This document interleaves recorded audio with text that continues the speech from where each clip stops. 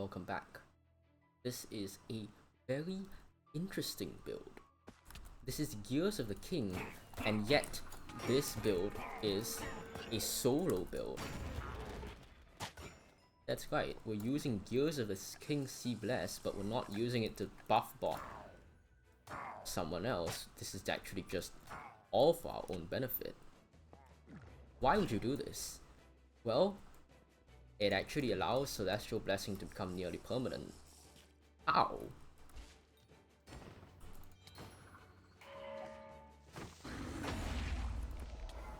The key to this lies in the recent Celestial Blessing rework. Due to the fact that Cleric now pretty much only scales off of magic damage in R3, they moved and continuous complaints that, man, in R1 and R2 and R3 if I don't pick the enhancement, I literally just don't do anything. If I try to cbless and my teammates are magic, they just straight up get no benefit.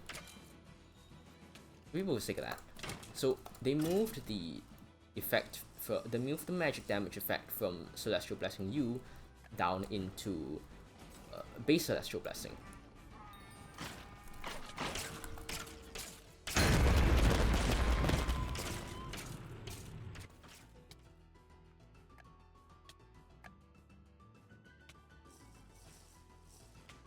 What this did, though, is that they didn't. The other thing that Celestial Blessing, the old Celestial Blessing used to do as well, was a slight cooldown reduction. And so, in order to keep things interesting, and in order to make sure that that aspect of it wasn't lost, they instead brought it back in a slightly different form.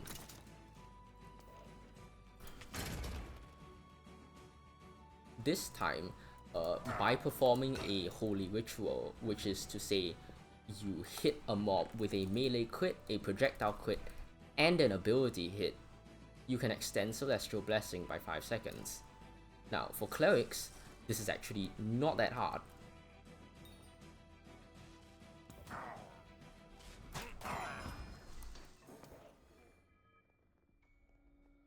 Why am I not throwing Screwdriver?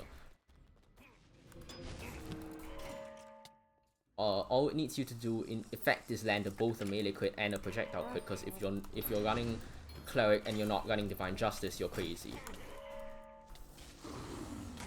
The skill diversity has unfortunately not gotten better. That's one of the things that remains iffy. Cleric is still kind of forced to pick certain skills, but this is different from cooldown reduction, because this is a flat increase in. I think the Phantom's just gonna leave. That's usually what it does. Was actually elected to show up. Never mind, it's gone.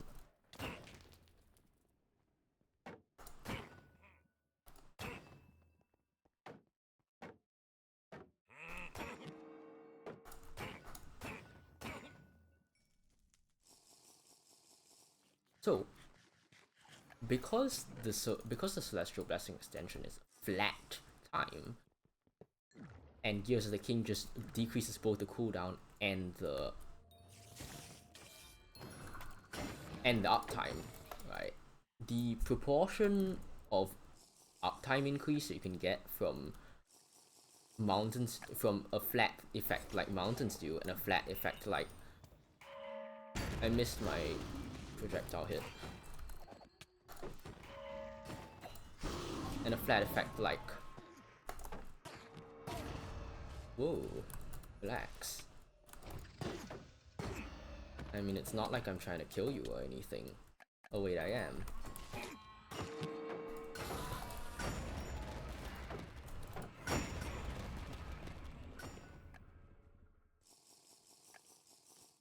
So, this allows you to barely get very good uptime. Not full, you still don't have full. In order to get the full uptime, you need to... I mean, there's a couple ways you can do it. You can use the Windwalker Ichor, which I just have bound to my mountains too, which is technically inefficient. You can use Boon, which I am also using, in order to get slightly better uptime, and you can get a couple levels of Epoch, or you can get a couple levels of Aptitude. In this case, this build has 1 level of Aptitude because Clockblade. In fact, you would probably be better off running something like earlyish if you're gonna use the main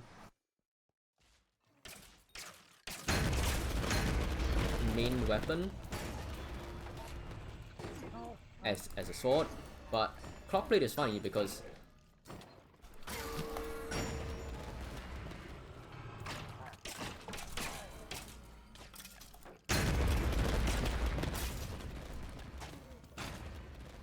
it also has reverb, which somewhat alleviates your lackluster AoE.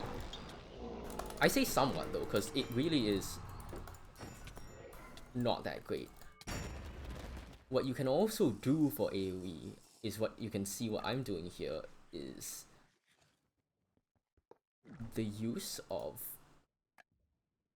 Okay, I don't really care about the Dreadling. The use of Luminous Infusion. This is an LI2 build.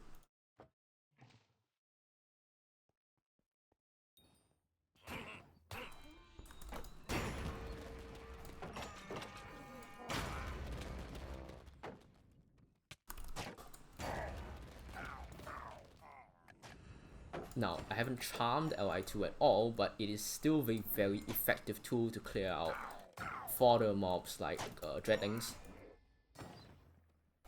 when you need some true AoE and not just outdeal one mod. I can't quit because the Shadehound keeps trying to...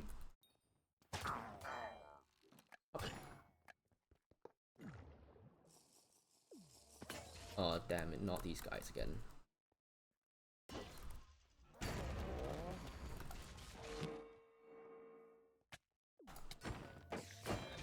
Why are there so many Shadehounds?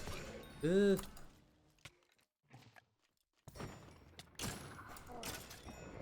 Okay, finally we're in the clear for that.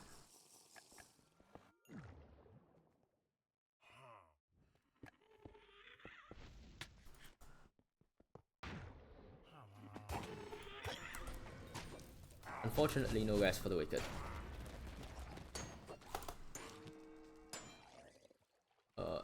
There is a pretty severe downside though. If within the 7.5 or 7.5 seconds that you are allotted, you do not manage to get a mob within melee range, you get cooked, because then your cbless is down for like 5 if you're on a Mountain Dew off cycle, 10 seconds. And during those 10 seconds, sometimes all you can do is sit and wait and hope it comes back. And how can this happen? For example, the statue decides that it wants to be a competitive swimmer instead of following its parents' dreams and going to law school. This means that this means that it goes into somewhere where you can't quit it. Counterintuitively, this build is actually genuinely awful to play in a group, because if you have like a scout, half the time you'll go to crit a mob and you'll be on the upswing, and then when you fall and crit on your downswing, the mob is gone because you decided to use a prismatic enigma volley. Same applies for trying to get the projectile hit off. The reason I try to get the proj hit off first is because I find it a little bit easier to deal with than the melee hit, because you're going to be melee critting enemies anyways, but you probably won't be using your projectile so much, you know, in the thick of combat.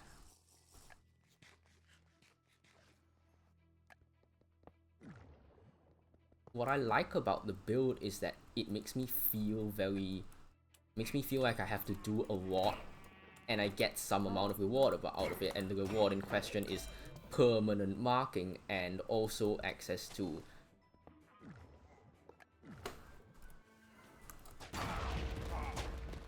a very powerful speed and strength buff, right? I'm just unsure whether this is better than straight up bone sharding it up with DJU and then just using the free damage that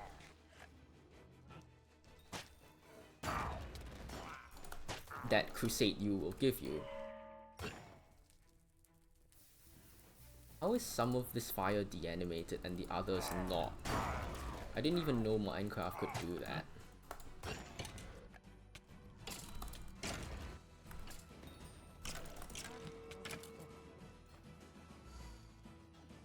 Blessing extension is not actually going to save your life. That is the unfortunate truth of like focusing purely on blessing extension. The things that do save your life are mostly just killing other mobs.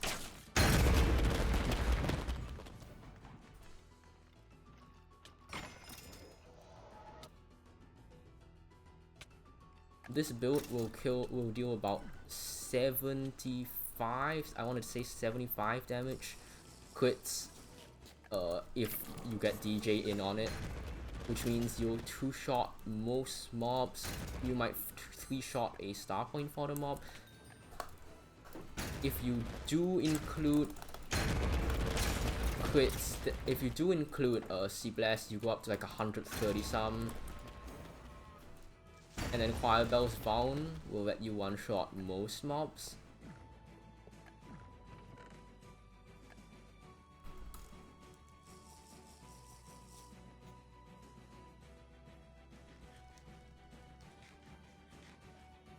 I like the idea of it, I'm just not certain if the numbers themselves stack up. Of course, you can give this buff to your team, and you can give this buff to your team a lot, but it is very hard to play this in a team. Trust me, I've tried.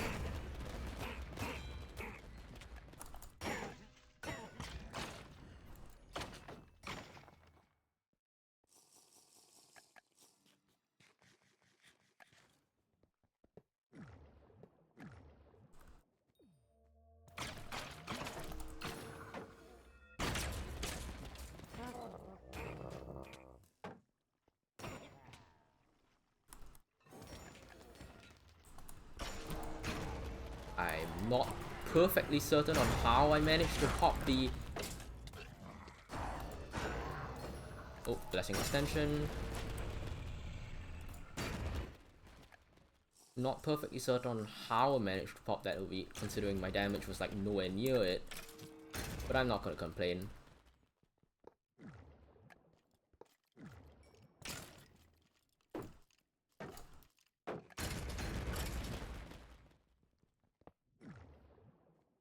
Luminous Infusion does a very good job of dealing with dreadlings, because as long as your Celestial Blessing is up, or you've managed to mark all of them in some way, which can be as simple as just popping a LI on the big guy and hoping that you can somehow get enough stacks back,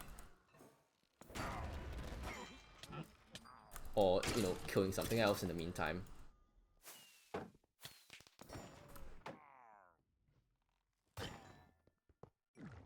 Yeah, the convenient thing about having a screwdriver is that when it becomes inconvenient to melee, you simply fall back a little bit and pull out your screwdriver.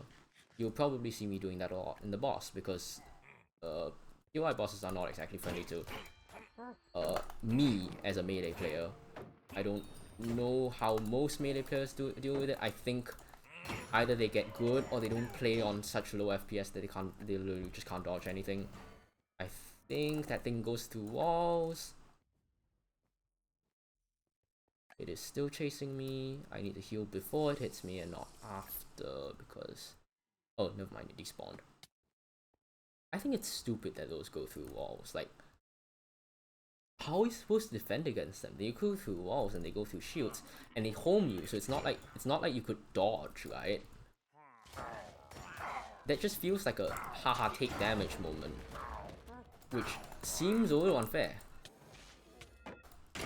I'd like to just... Okay, I think I die here, chat. I don't think I live this.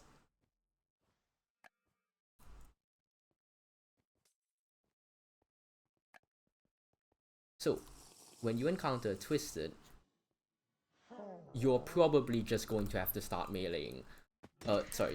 You're probably going to have to just start using your screwdriver.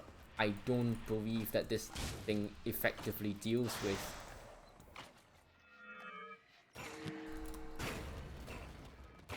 is able to effectively melee anything at all. It's simply not tanky enough. Even with the bonus of, oh, it has cloaked flexes because of the very cool new SKR shield, the bulk is not there because I needed it to deal like any amount of actual damage.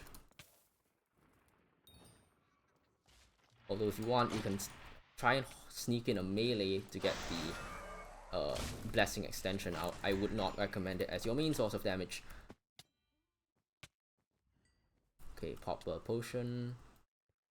Run away a little bit more.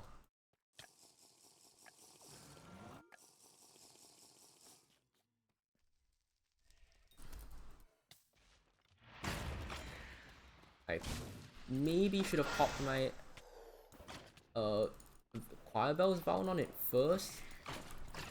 I think we might be able to pop this once the LI...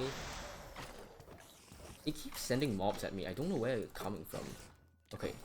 At last, the Twisted is dead and we can continue progressing.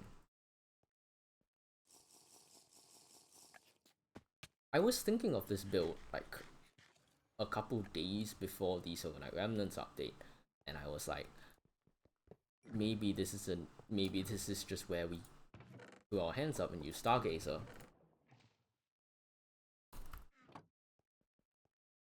Because we need some way to get a bunch of damage, and there are no magic damage shields except, you know, Hexcrafted Barrier, which has its own issues. Just leaving. It isn't coming back. Okay, how do we want to do this? Like that, probably.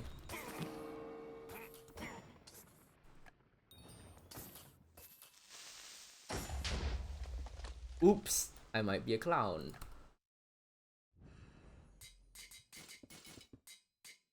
That notification came on a while ago. I just forgot to re-repair it because I was in the middle of combat, and then I continued to play without realizing that I needed to stop and recover that durability. I suppose that's why some people play with like those durability visualization mods.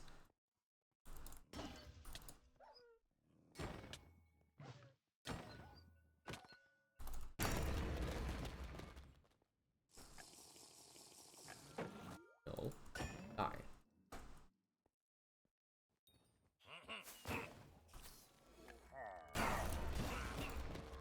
Even though I am using Boon for the flat CDR,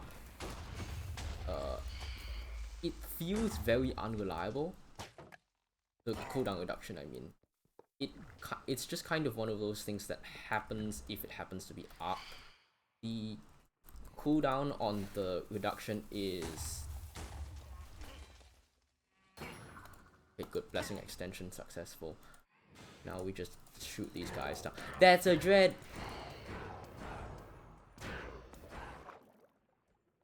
I might have cooked myself by falling into the water. Never mind.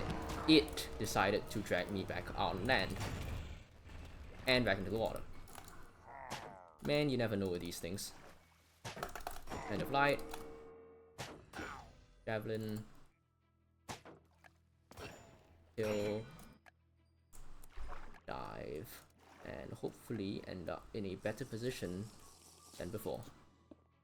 Now, I don't believe that thing has Arcanic on it, so, and it's not inherently a ranged mob, so it can't really threaten us. We're gonna leave it in the water.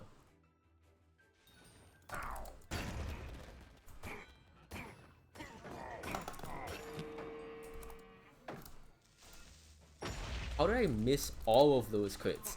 Doesn't matter. It's a creeper, it blows itself up.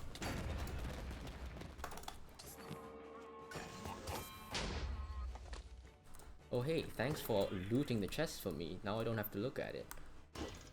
Let me out of the cobweb.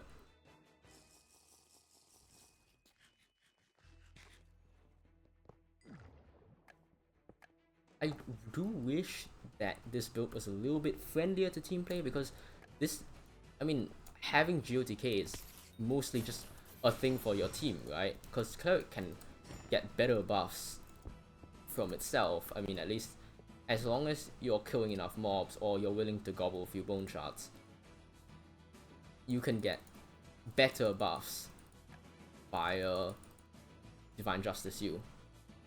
So this is like, oh man, I want Celestial Blessing because it helps me mark things, or I want Celestial Blessing because it helps my teammates, right? But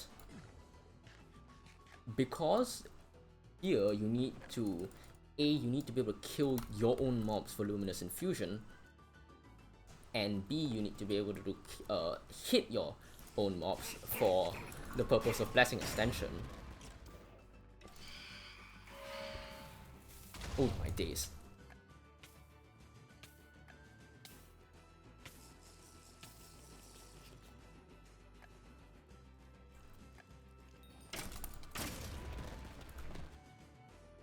I did not see the notification for Blessing Extension, so I'm gonna assume, yep, we've run out.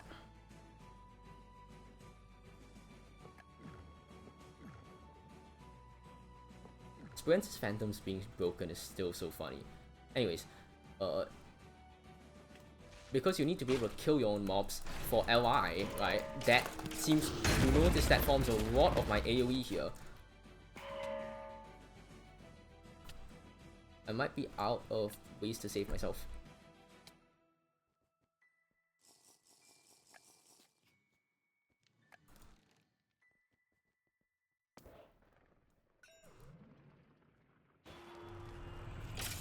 Then again, sometimes ways to save yourself is standing very far away and using your screwdriver. The beautiful thing about this new paladin is that because it's now you know, DJ Stack accepts anything you want. You can be melee, you can be proc.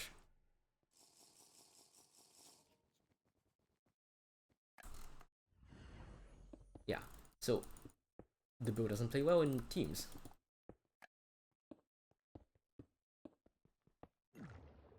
I think it would be cool, although maybe a little bit overtuned, if the let's get rid of that summon away.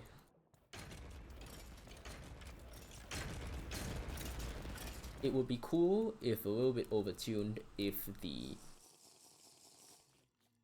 cbless was team-wide, as in if any player affected by the Celestial Blessing got off their melee proc and magic hits, then it would qualify. Or if it was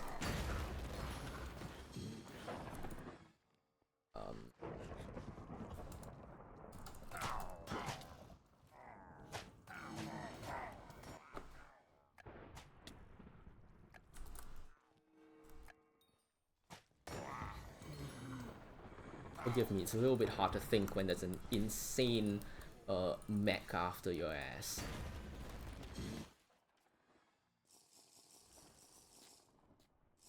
Yes, if any team member managed to hit melee, and a team member hit proc, and a team member hit magic, then you'd be granted, then all of players would be granted that buff. I realized that that elite has found its way into my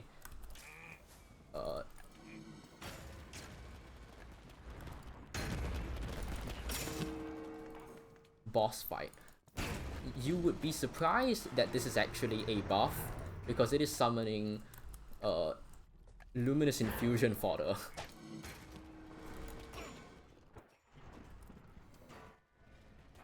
Unfortunately, the Luminous Infusion Uncharmed isn't quite powerful enough to deal with its own generated fodder.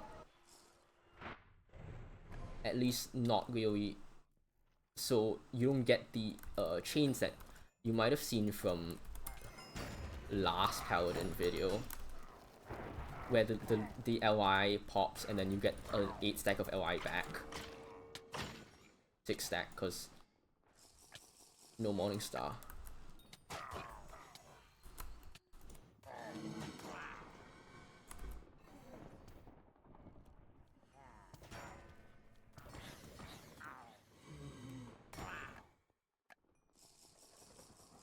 The alternative for LI, which is again an ability that suffers when you put it in groups, is to move LI to the Boon condition for proccing its stack, where it permits you to get a stack off of anything that you hit within the last 1.5 seconds, not just something that you killed.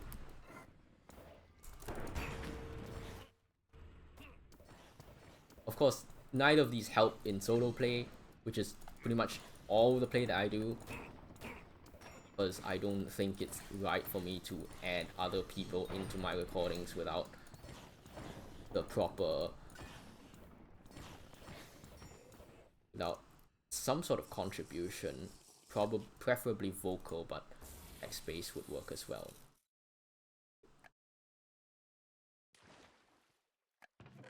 But yes, as you can see, we've managed to make it through our experiences without dying, and our reward is a Kisurith, which you might be familiar, either last video or the next, depending on my upload schedule.